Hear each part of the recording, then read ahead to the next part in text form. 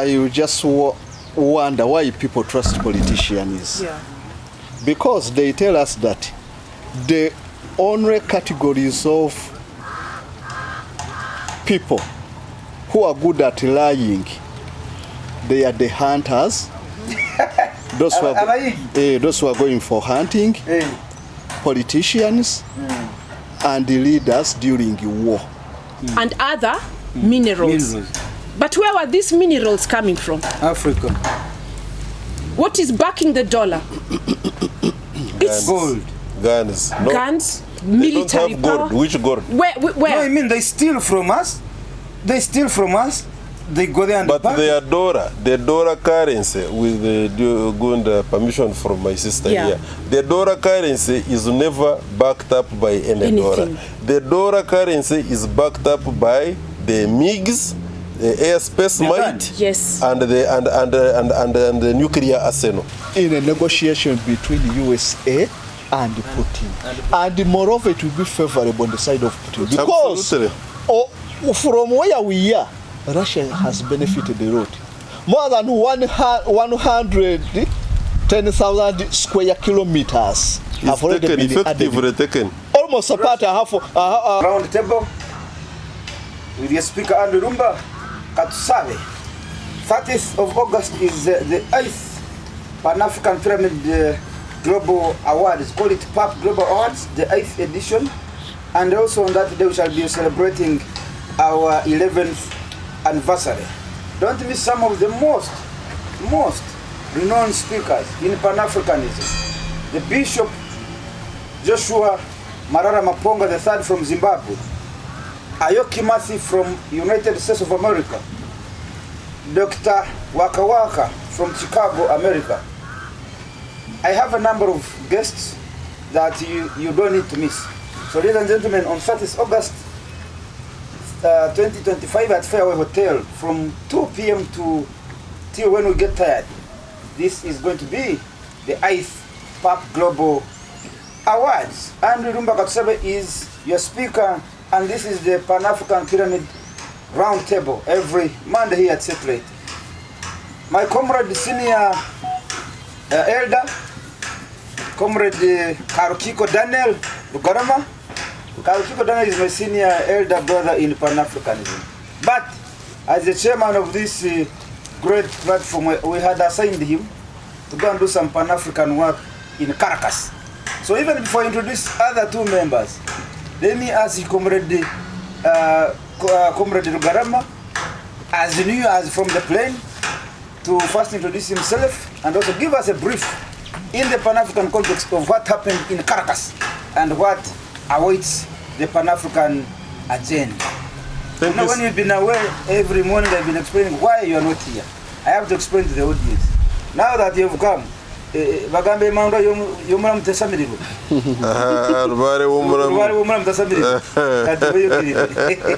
thank you so much, Comrade Rumba, our speaker, and a very good morning to our dear esteemed comrades from wherever you may be watching us from. It's a pleasure once again coming back home. Yes, true, there were elections, regional and national elections in the Republic of Venezuela. Republic of Venezuela has got its capital called Caracas. So we sometimes say when you have gone to that part of South America that you are in Caracas. But it is such a huge country, almost 3.5 times the size of Uganda. And yes, Venezuela. And they also have an extended territory, an island, kind of, which the United States of America has been antagonizing. Characteristic of United States of America, of course. She's always antagonizing other countries. The same way... Pretending to be a peacemaker.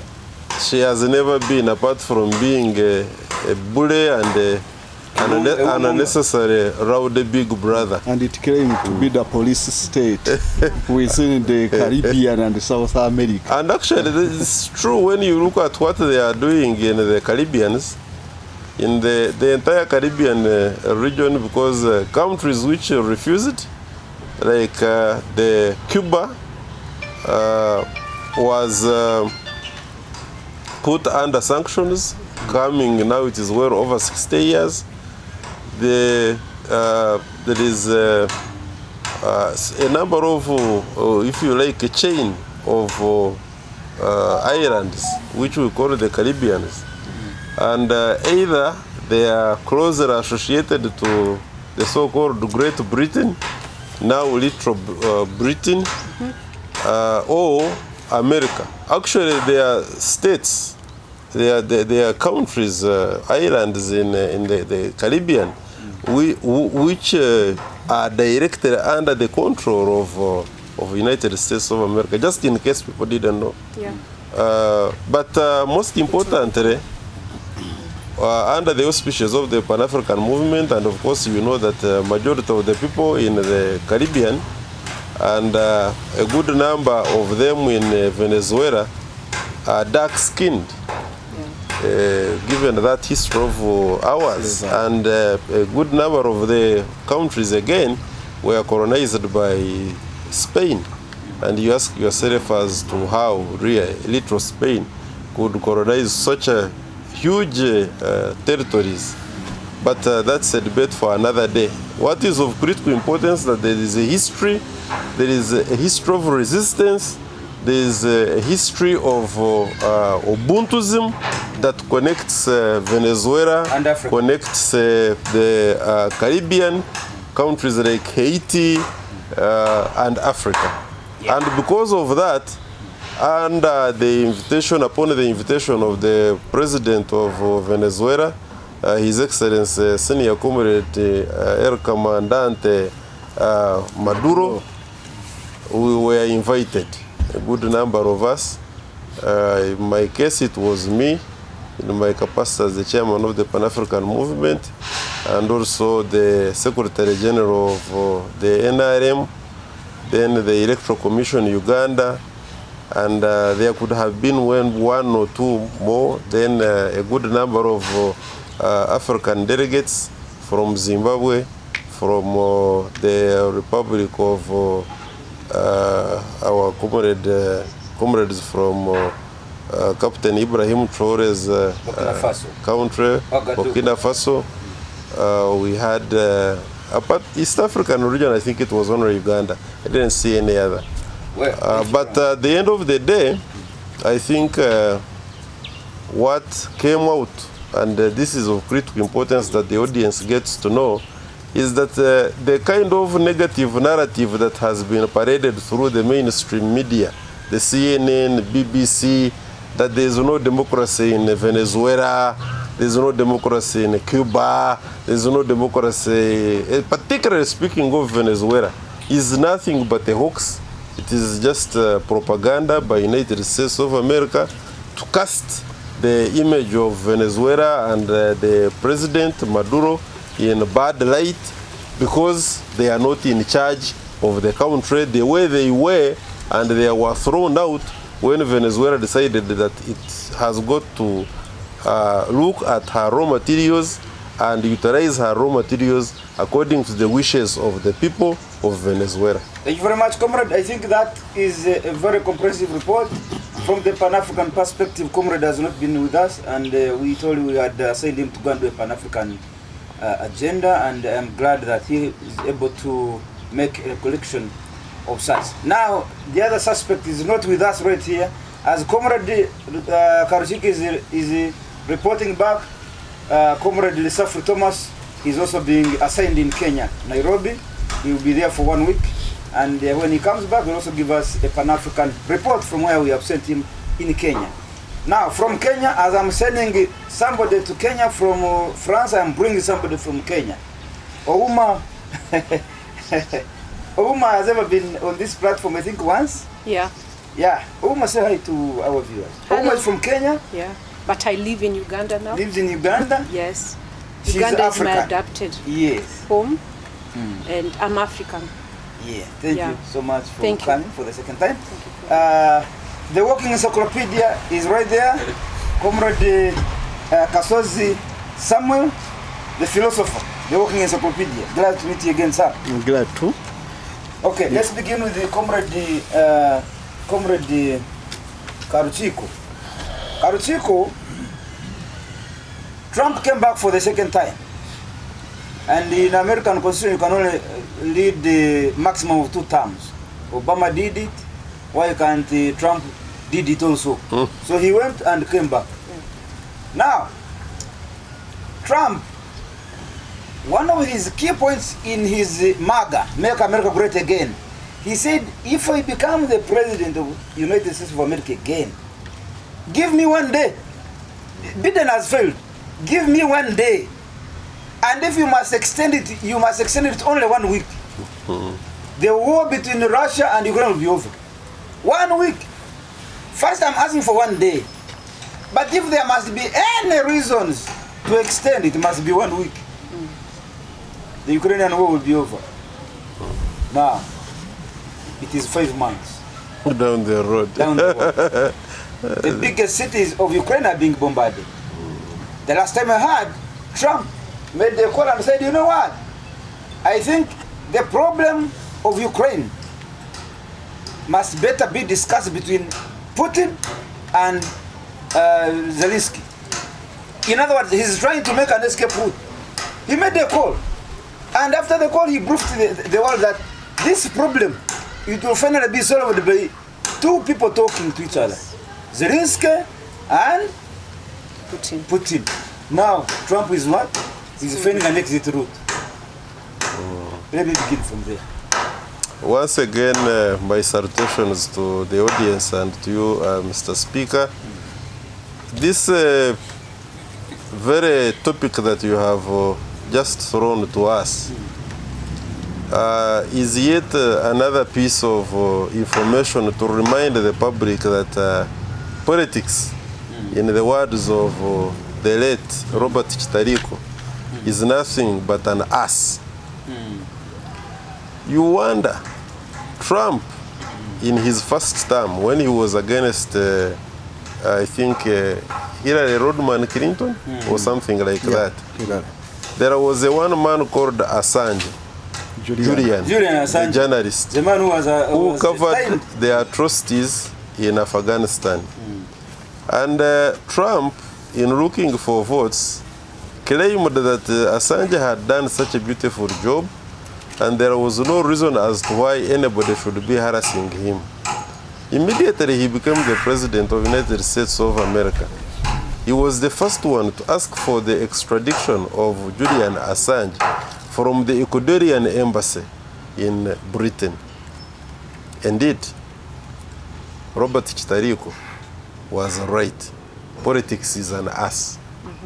The same man, but Trump. Politics is an ass, what do you mean? Ass, U-S-E? No, it is A-double-S. Later when you get time, that one may be, it is a phrase, and it simply means that somebody becomes like a fool. You make a fool out of yourself by participating in politics. So when you're in politics, it's just a phrase. When you're in politics, the things done in politics will point out somebody to be a fool, and indeed those who believe in him and participate in the same politics. Also, if you are not careful, you become like the person leading you in the field of politics. That's the phrase, that's the expression. No permanent now, enemies, no permanent. Having said that, Trump, His Excellency Trump, when he was still campaigning for this, what they call the second term, although I have got a bit of misgivings, because in the realm of, in the legal realm, I think that Trump, if he had, maybe the American Constitution does not bring it out so expressly, and I have not cared to read. Otherwise, for me, my understanding would be that you have got to serve 2 terms consecutively for you to be able to be described as somebody that has served out your term. Trump only did 1 term, and he was ejected when he was trying to look for a comeback. He mean his second term. Now, in my opinion, therefore, it should be that he is now taking on a new term, in which case, therefore, he should be at liberty to stand again. But that's not what the American Constitution says, and it doesn't say so many things, like Hillary Rodham Clinton won the popular vote. The biggest number of people voted for her, and she didn't become president simply because of the electoral college. So, because they have got their confusion there, we shouldn't also participate in their confusion. Let them remain with what they think is important. Now, my take on Trump's statement that I am going to finish this war in 1 week, in 1 day, and should things refuse, then please just give me 1 week. I know what to do. Very many, interestingly, very many people believed that actually he meant what he was saying. But he has said so many things. Those that he has implemented them in rather a bizarre manner, like the issue of immigration, sending away people who are in America, who just came like him, because he also came from somewhere. Certainly he was not born in America. Actually, those people making a lot of noise in America, majority of them either came from Germany, Britain, Italy, Ireland, but none of them was actually in America. The people in America whom they derogatorily refer to as Red Indians, they almost exterminated them. Almost all of them. It's just a small section whom they refer to as indigenous when they are looking for votes. And when they are not looking for votes, they will say Red Indians, whatever that meant. Because Indians, in my imagination, should be in India. Now, Trump didn't mean what he said. Because he has found the ground very different. I understand that Trump, for instance, if he really so wishes, if he was not under certain trappings, because you see, politics and administration of government is such a huge thing that when you are in it, you will find yourself handling this, handling the other, you not antagonizing this, and you wanting to antagonize the other one, then you will find yourself that you must carry out some appeasement. Like, if you remember, the issue of Ukraine, he had directly head-on started on it, whereby he had eliminated the entire Western Europe. It was him and Russia, two nuclear power centers. They were the ones who were handling this. And I'm telling you, if they had continued on the trajectory on which they had started, probably the Ukrainian war would be over.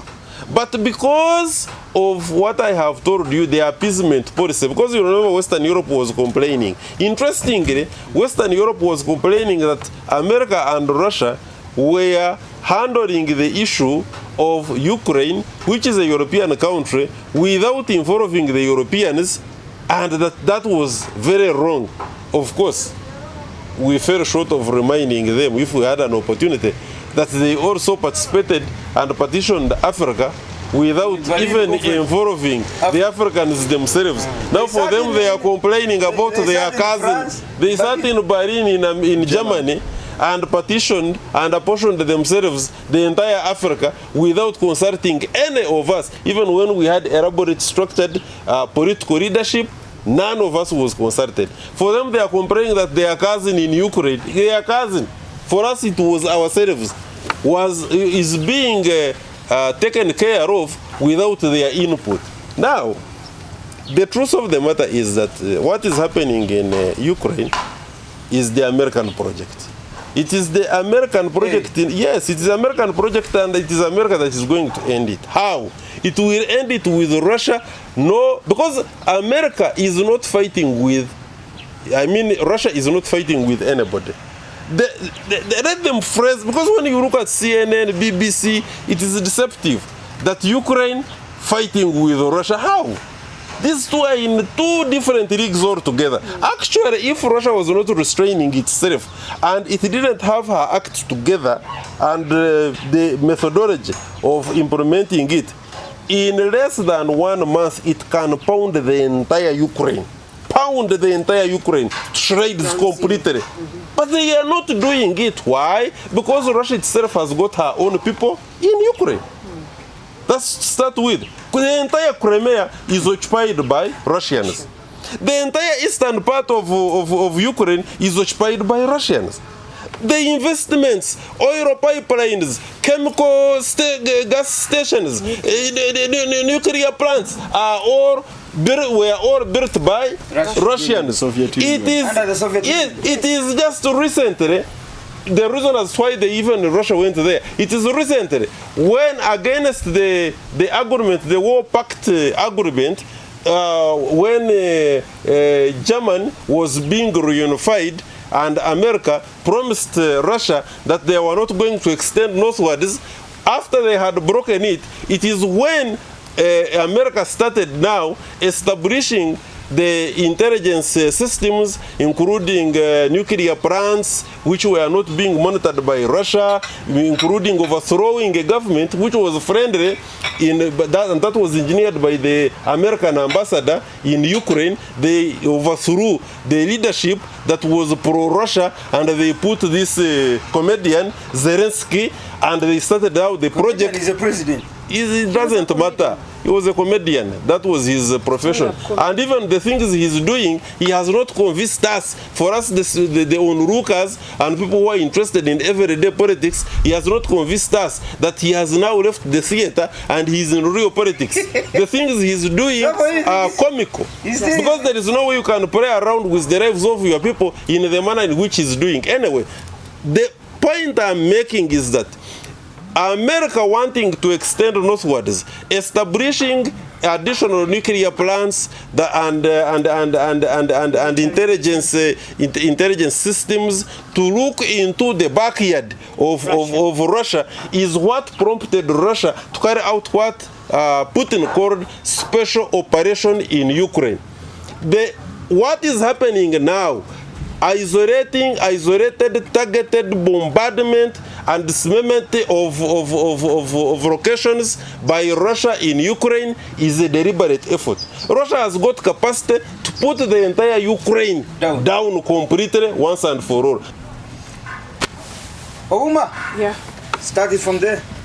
I totally agree with what my comrade has been talking about. I've been listening to him, and it ties into what I was supposed to talk about today, which is decoloniality.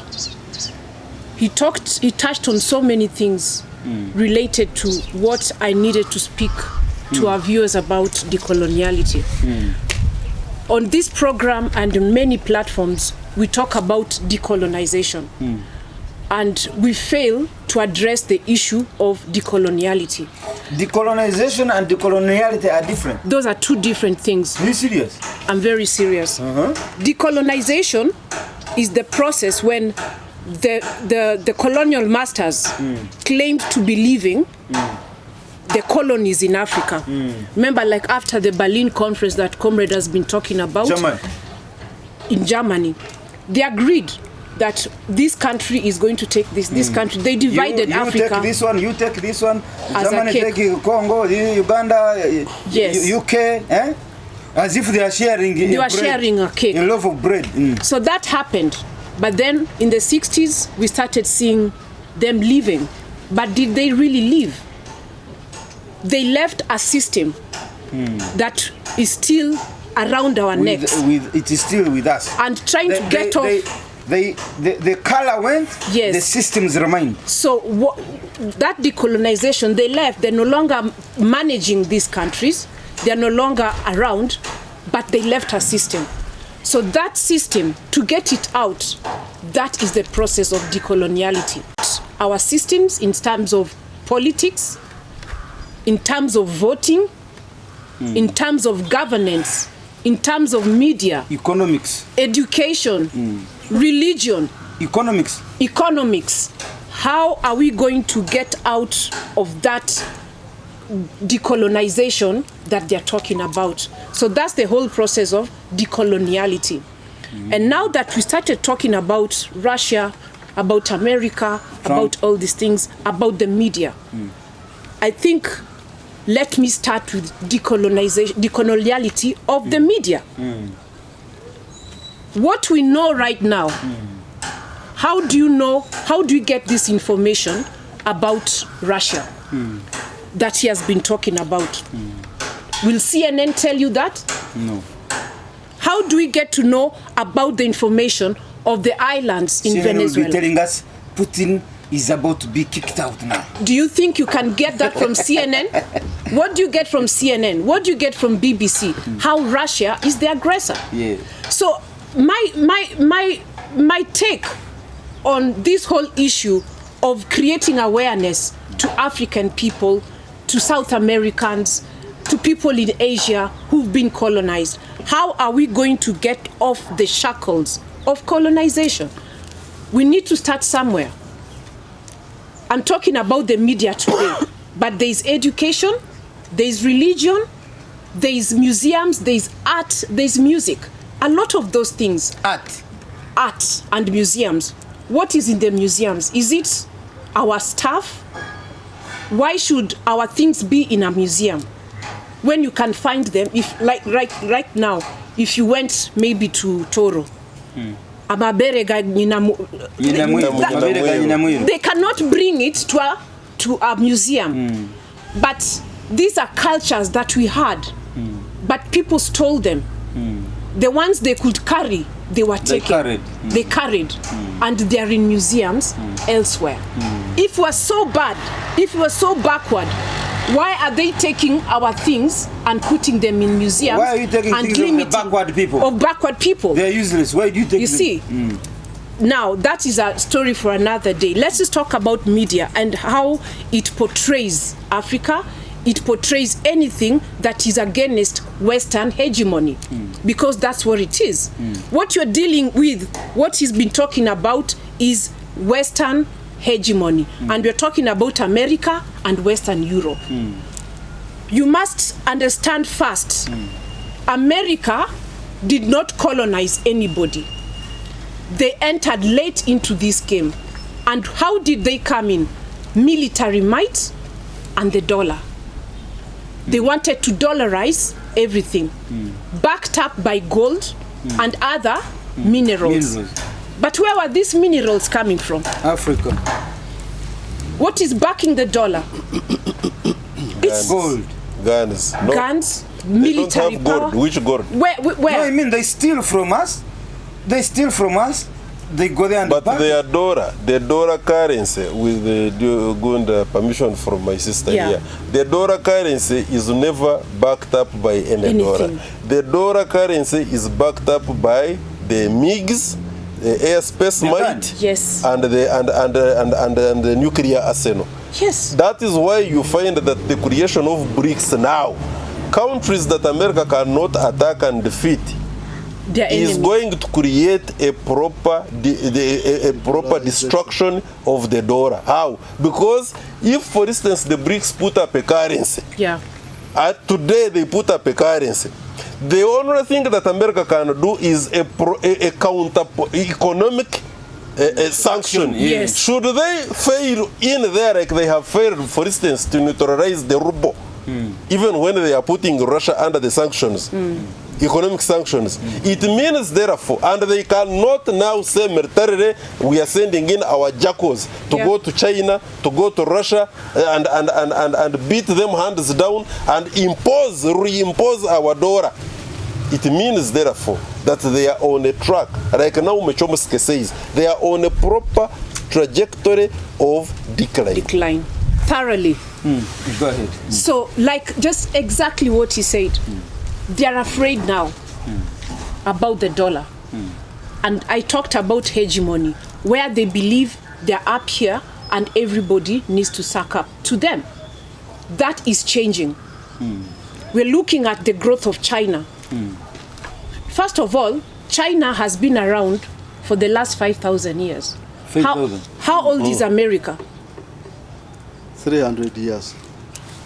They are about to baby. Yeah, Those are babies. Those are babies. You understand? America is a baby to China. Very young. Yes, very young. Remember, America is a country that was formed, like he said earlier, European countries. A captured territory. It was a captured territory. first, it was the Europeans, the Nordic countries mostly, that went into America, to the Americas, and they found people there, the Native Americans. Indians.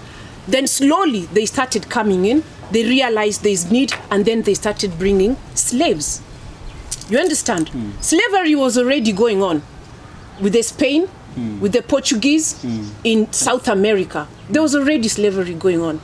But then they tapped into that and said, we also need slaves because there's so much land.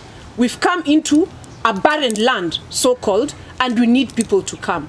Virgin land. And you know why the education system and the racism has been so strong in the United States is because the people who went there, unlike what happened with the British that went and occupied Australia, New Zealand, all those Polynesian islands, Africa. And killed black-skinned, especially in Australia. Yeah. There were a group of people, I remember the name. The Aborigines. Yeah, the Aborigines. Yes. Thank you very much. Yeah. And they exterminated all of them. Yes. Now it is so-called white populated country, and they call it theirs. Those guys, they will never see heaven. No. I'm telling you. If at all it's there. If they're there. You know what they did?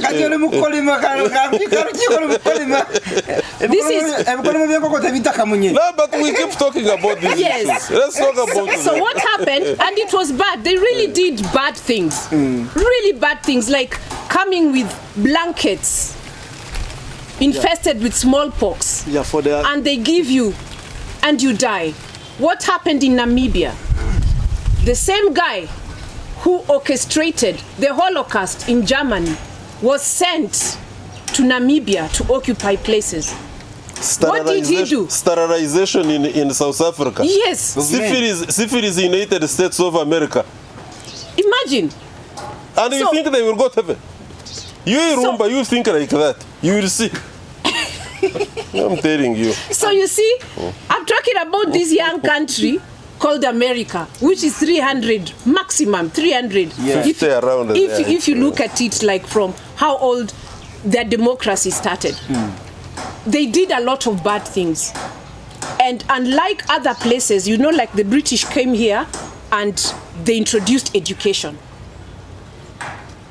They acquire British education.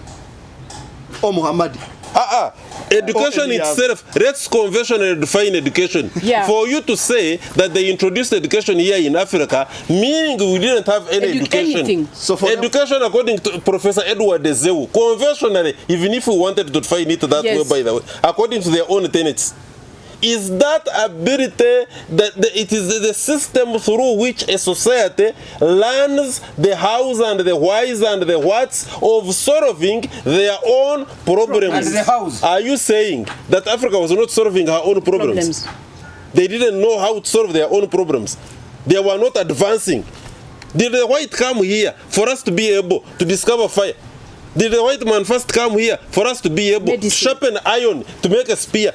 Did the white man first come here when they were still in caves for us who were building huts? And in Irumba. Pyramids were there. Pyramids were there. When those people were just this, but it's never. We should have started yesterday. We should have started yesterday in trying to get our minds off colonialism and what they've put in our heads. It's going to take time, but I'm glad the Pan-African movement is taking baby steps. Pan-African pyramid. Pan-African pyramid. So what am I saying? Not to be distracted. This American issue is a baby. This American issue is about hegemony. They came in late into the game, and what they wanted to do is to become strong in terms of the dollar. They are making everybody trade on the dollar. At that time, I'm talking about the late 1900s, 1920, 1930, when they were beginning to industrialize. They needed people to work. Actually, between 1840 to 1920, they needed people to work.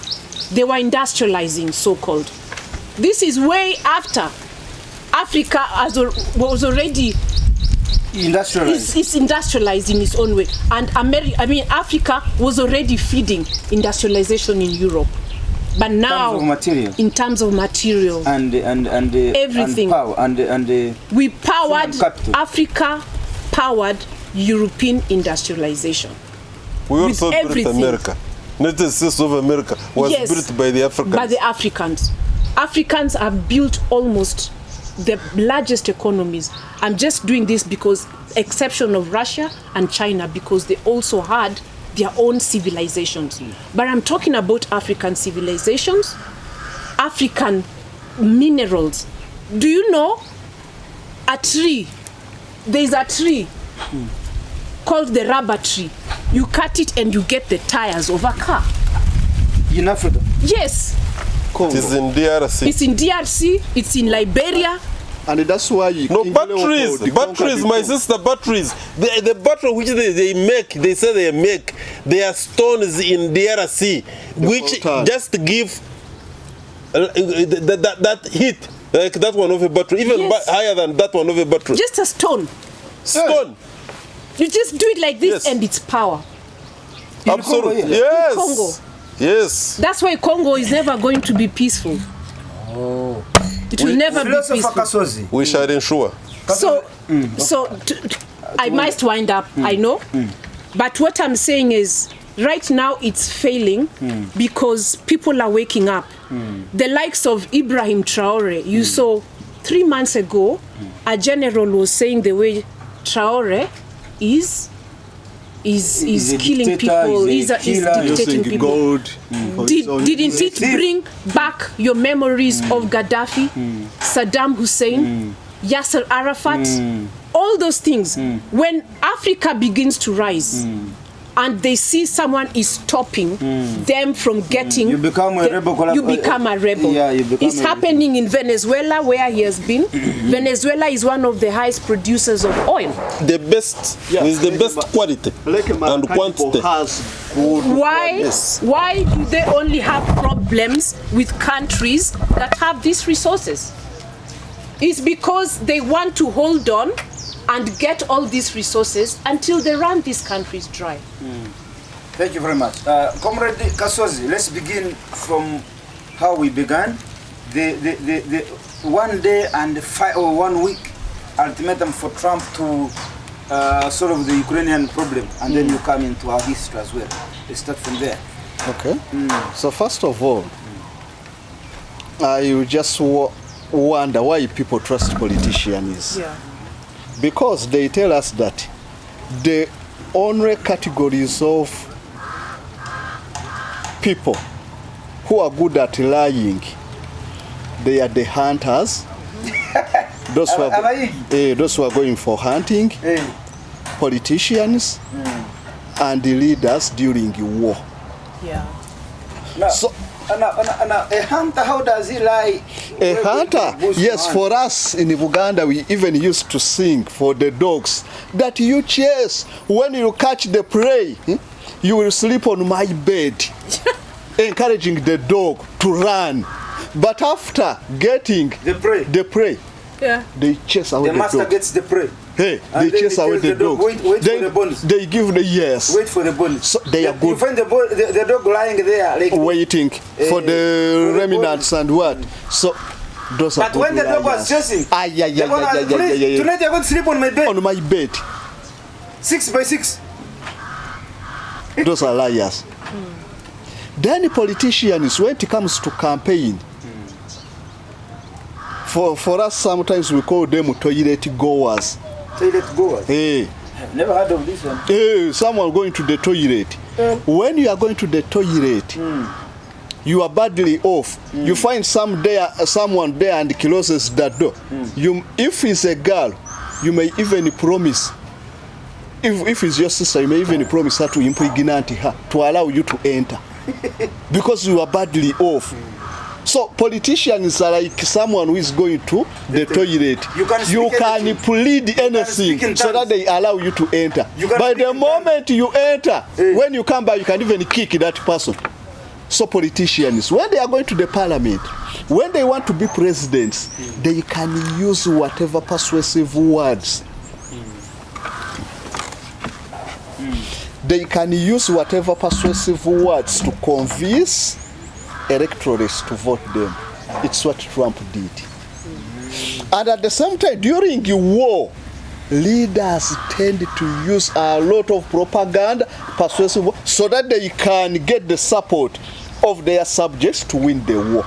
But after the war, that's when you see what we call the hard bargain. Yeah. For example, when these countries were fighting Hitler, India contributed more than 2 million soldiers. India? Yes. Yeah. India. 2 million soldiers? Soldiers. More than. And more than, as she has said. Africans and several other countries, they participated and supported the war effort to the maximum. Yeah. But when they were at Potsdam conference, they called the big three. Yeah.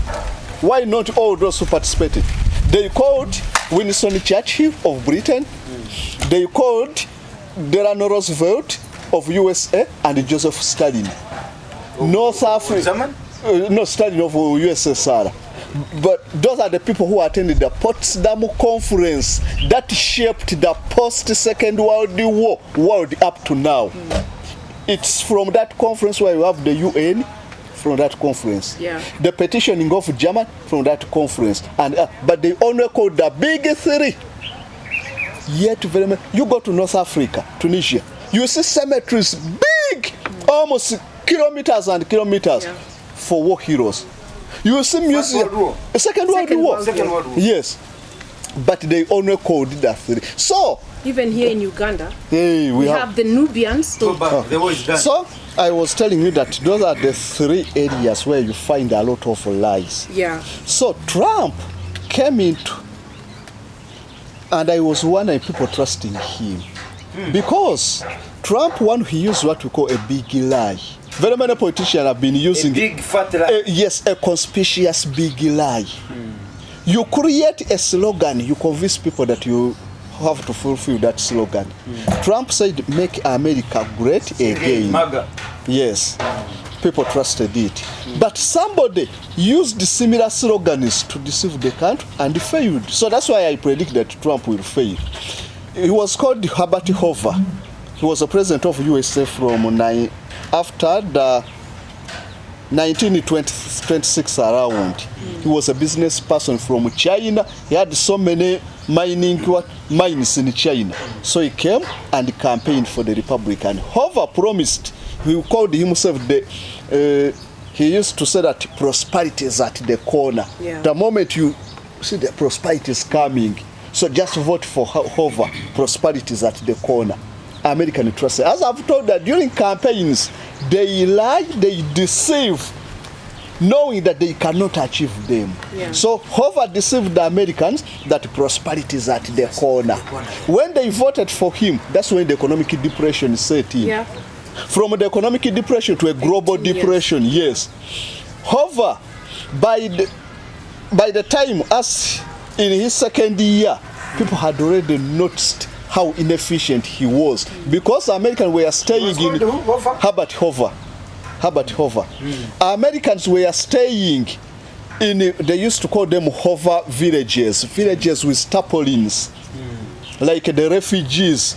So Americans were staying like refugees in the USA because of the economic depression. Yeah. So Hoover deceived them. So Trump promised them that within 24 hours, I will have stopped the Ukrainian war. Very oblivious of the realities of the war. Very naive.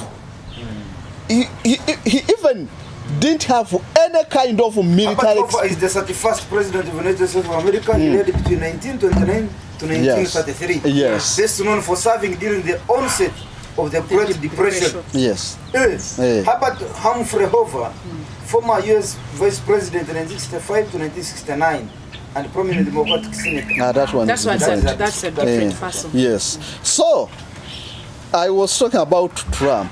Trump was naive about politics. Trump had no experience about the realities of war. Yeah. Like other generals, the Eisenhower and the others who could predict. Because Eisenhower, at first, he was forced to chase away Douglas MacArthur. MacArthur was the military hero who conquered the Pacific theater, Japan and the others, and Japan surrendered to MacArthur. And the constitution they are having right now was drafted by Douglas MacArthur, U.S. general. But during the Korean War, Douglas MacArthur. During the Korean War, Douglas MacArthur convinced Eisenhower to give him an atomic bomb to bomb China. What Eisenhower did, he just dismissed MacArthur, knowing that you are creating, and we cannot enter into another war when we are from the Second World War. So what he did, he just chased away Douglas MacArthur. So he had the knowledge about the realities of the war, and like Trump, who is so naive about war. Why? The Ukraine crisis, it's one of the unresolved crises since the end of the Cold War. Because, as he said, Ukraine, they share the same civilization with Russia. Yeah. Their civilization, they are called Slavic people. They are origin, yes, they are Slavic people. Ukraine, Kazakhstan, they are Slavic people. Their civilization is from Dnieper River. It's in Ukraine. That's where all the Russian, the Ukrainians, they originate. Yeah. Like that, we have the Egyptian civilization, Mesopotamia, their civilization. So they are brothers and sisters. Yeah. He said that many Russians are in Ukraine. Many Ukrainians are in Russia. Yeah. For example, Alexander Shersky, who is heading the Ukrainian armed forces, is from Russia. His father is in Russia. Yes, the father is in Russia, the mother in Russia, and the sister and one of his son in Russia. You see the complicity now. You see how complicated he can't order for the killing of his own. He ordered, because he orders to kill them, but knowing that he has allegiance to Russia. Yeah. Question is, how far can that war go? Yes. And the loyalty, your question is loyalty. So, that problem is very complex. Trump lacked that idea. That wars where people share the same distance, they are very hard. Then at the same time, Trump promised America that within hours, not knowing that wars are easy to start, but very difficult to end. Really? A war is very easy to start. But very easy. Hard to end. Very easy. Second World War just started darlingly. And very many people, okay, let me first begin with the First World War. When it started with the assassination, the double assassination of Archduke Franz Ferdinand and the wife, very many students in the UK, so that the war, by the time it will reach December, Christmas, they will have already defeated the Germans when they are home. So they asked for this semester to go and fight against the Germans. It took 5 years. Yeah. They had asked for just one semester. One semester. Thinking that the Germans are so weak, we shall just finish them and come back and start. It took 5 years. And that was the battle. The war continued. The war continued. Yes. So, that's what Tom was saying, that wars are easy to start but very difficult to end. So, Trump was lying. He was lacking that knowledge about how wars end and which terms are we going to put in place when we are ending the war. Because he had the hope of a ceasefire. That was his most prospect, that when I come into power, I will convince Putin and Trump to have a ceasefire, whether temporary or permanent. By that will be an achievement. Not knowing that ceasefire, there must be conditions that may make a ceasefire to last. Where are those conditions? They are. A ceasefire, it means that different camps agree to end the hostility on a common position, and allows to do something. And bargaining. There is a win-win situation. A win-win situation. Because Ukraine will accept to lose something. Russia will accept to lose something. They all agree that, okay, let me lose this, you lose this, we get this. Yes. Now the problem in that, my brother Kasozi, the problem in that is that as the negotiations go on, if there are any negotiations anyway, is Russia willing to lose anything. Not willing, because it's in the winning position. You see, Already. you must ask Yes. yourself that, is Russia willing to lose anything? Not willing, and it's in a winning position. Did Russia consult anybody before they started the special operation They in did Ukraine? consult. The reasons as to why they are operating the way they are operating in Ukraine, America knows 100%. Some of these possible solutions to ending the conflict in Ukraine have been provided by the military philosophers, the architects of the economic professors, And even the Minsk agreement in Belarus talked about some of them, but America, agreement? yes, Minsk is a city. capital Just of there, Belarus. Belarus. So they went there and discussed some of these problems. America knows them, but they neglected.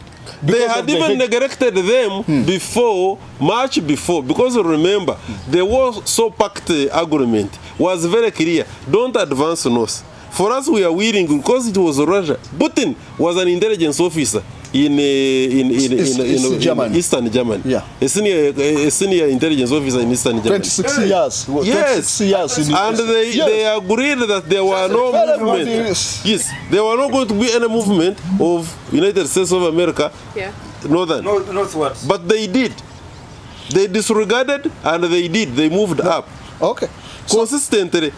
So, there you go. So that problem was just a result of the American system that by the collapse of Soviet Union, Boris Yeltsin met with George Bush.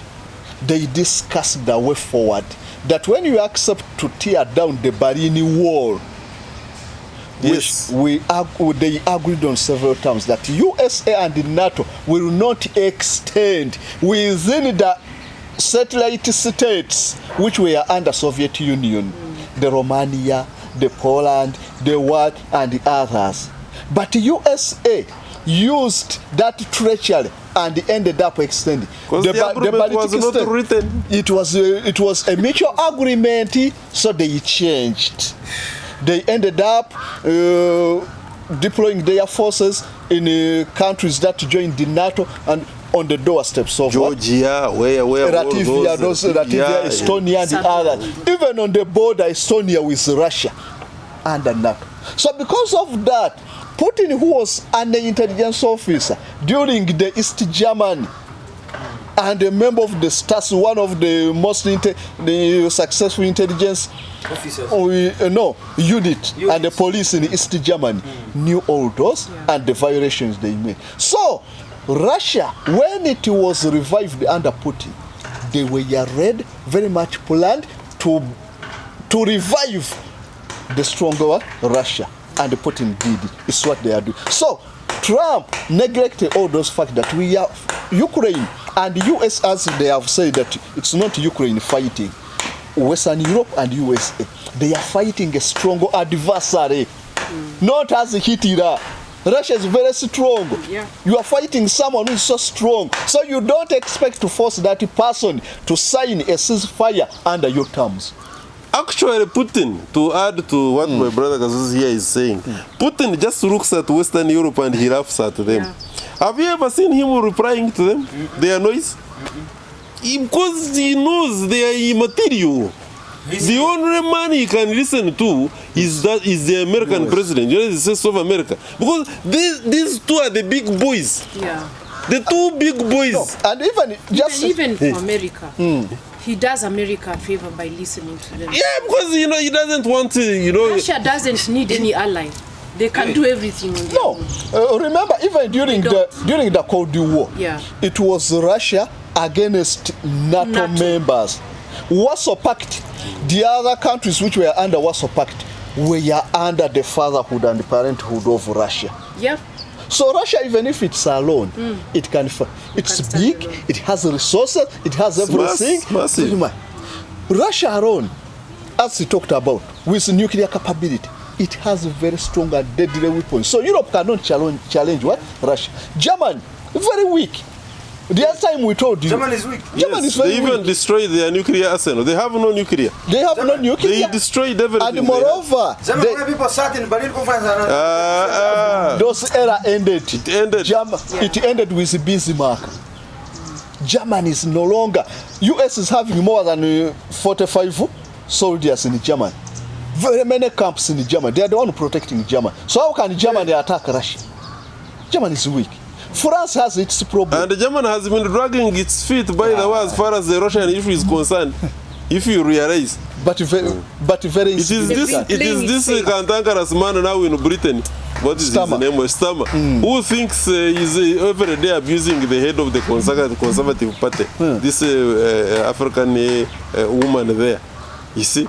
But at the end of the day, I heard him also stammering indeed like his name when He's stammer, so yes, he's stammering. when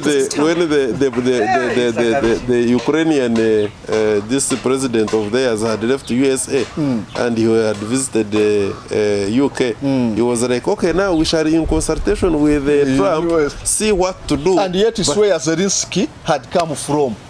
Remember, Zelensky refused to sign the mineral deal and went to UK. Reaching there, UK also produced its mineral deal to Ukraine. In order to help. Look at it. They said it. So, all in all, Trump. is this war will end in a negotiation between USA and Putin. And moreover, it will be favorable on the side of Putin. Because from where we are, Russia has benefited a lot. More than 110,000 square kilometers have already been added. Taken. Almost about half of Uganda. The entire southern part, for just simple good. If you get the map of Ukraine, the entire southern part border of Ukraine to Russia is taken. Remember, Crimea. Russia had also created Crimea. 2 rebel camps in Ukraine who were effectively in charge of, and there were Russian rebel outfits. Yes. So, Russia... Welcome to politics. Yes, Crimea, 1914. So, no, 2014. Yes, when they are coming. So, Russia has already benefited. Yeah. The areas he has taken are the areas with reserves of critical minerals, which are very much necessary for aerodynamics industry. That's why USA and Trump forced Zelensky to sign the deal, because how will US benefit with all the dollar it has invested? US has never fought a war where it's not going to benefit. Yeah. Even after Second World War, they petitioned Germany and they petitioned Berlin. Why? Berlin was also petitioned, like a petition in Kampala, into areas or spheres of influence, because they have to benefit. Yeah. How are they benefiting? By putting in their resources. So Trump had to fulfill that, and when the Zelensky has lost, the mineral deals that have been signed, Ukraine will pay them half a decade, not a decade, a century, when they are still paying the deal they have signed. So, all in all, the war will end when Trump It will end in Trump's favor. I mean, Putin is favor. But even in America itself, you look at Trump Towers. Trump Towers was constructed by the Chinese engineers. Yes. A construction company from China is the one which built Trump Towers in America. Most of the roads, the cost of doing business in the United States of America is extremely high. Yes. And it is not only America, the tycoons that have taken their businesses, industries to China. Even Europe, Western Europe, you look at China. I mean Germany. The battery manufacture and solar panel manufacture and textile industries are in China. Yeah.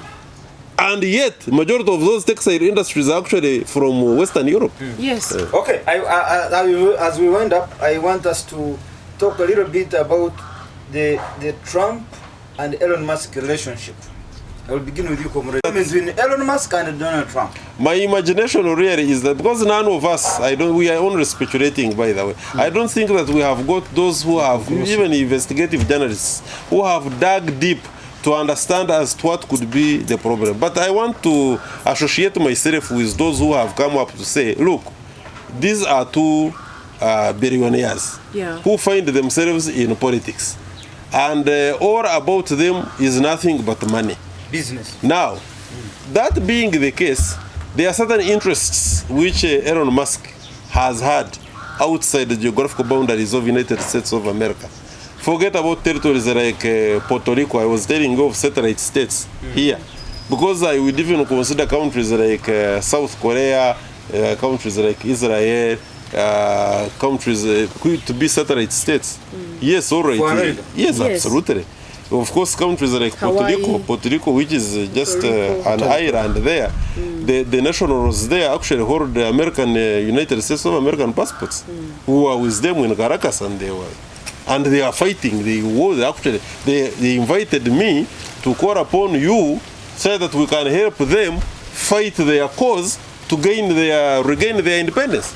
So that is a very serious invitation. Now, I want to again go back to your question. The seemingly brewing trouble between Elon Musk and Trump is, in my opinion, again associating myself with those who have come up to allege to have something to do with business. Yeah. These guys must be fighting over money. Rights. They had an agreement to do with Ukraine also. Yes, exactly. And not only Ukraine. Because you see, Ukraine, there are some rare minerals, like what they call rare earth minerals. Those ones help a person like Elon Musk who is into technology. And he thought that probably by now he would have grabbed those rights. Now you know, as any other journalist that who is serious, that the deal, Ukrainian deal to America has not yet come through. And it will take like and because years. Of that, a person like Elon Musk is growing impatient.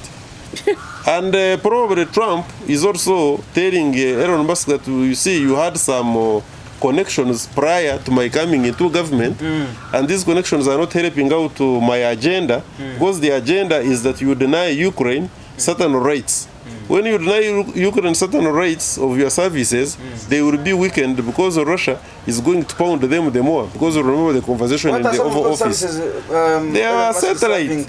Starlink satellite, a constellation of satellite that provides spying network intelligence information. Yes. Hey, wait a minute. It is Elon Musk who is supplying supplying technology. Yes. Starlink has a constellation of more than 1,200 small satellites, giving broadband internet to Ukraine. Not only Ukraine, more than 130 countries. Many countries, but this time it will even come here to your country. South Africa had the other day. And it's very easy to be used. So Ukraine is basing on those satellites to get military intelligence and hit targets in there. So the moment they deny, that is not the interest. So that is no, it should be stopped momentarily. So that Ukraine for Russia to be able to hit and Ukraine does not retaliate with using long-range missiles. So it can help Russia that Ukraine is using the Scalp and the Taurus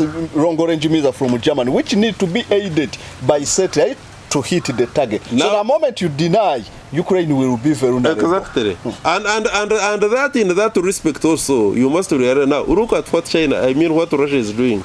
The targets it is hitting. China, because you see, China could have as well, because they have that capacity, they could have as well hit those satellite installations. They have anti-satellite. That is also a declaration of war against America directly. And the violation of the space agreement. Yes. And China, Russia has been very careful about that. Now what they are trying to do is that the shooting that Ukraine uses actually is based on Ukrainian soil. So they have now identified the areas where those long-range missiles supplied by Western Europe are based, and they are destroying them. Some of them are actually stored in seemingly housing estates. These buildings which you see CNN will tell you that these are civilian homes and what have you, is a lie. Actually, the truth of the matter is that the last upper floors are occupied by the families, but in actual sense, this lower and the basement is housing those long-range missiles. The missiles and so that's what Russia is hitting, and Russia has got capacity to hit the underground strong bunkers. They have the bunker buster weapons. Bunker busters. That even if you are 100 plus meters down, they have the missiles. They have gravity bombs, very strong and very which sharp. Will burst. They are called bunker like busters. In 4 phases. it penetrates, it bursts. Another phase penetrates of the same missile until they reach the target. That is how you remember about some months ago, there were tactical headquarters of Ukraine, which was encompassing all these people helping them, Europeans helping them, and they were having a tactical meeting. They never reported that on BBC and CNN. They would never do that. And all of them, there were over 50. They hit them at once. All of them, none survived. All of those tactical people. But where do you get that kind of information? Because Putin is not the type that will go to a radio, a TV, and bust and pride in that, and chest thumb. The other ones will do it because they know they have the mass media. They will influence it.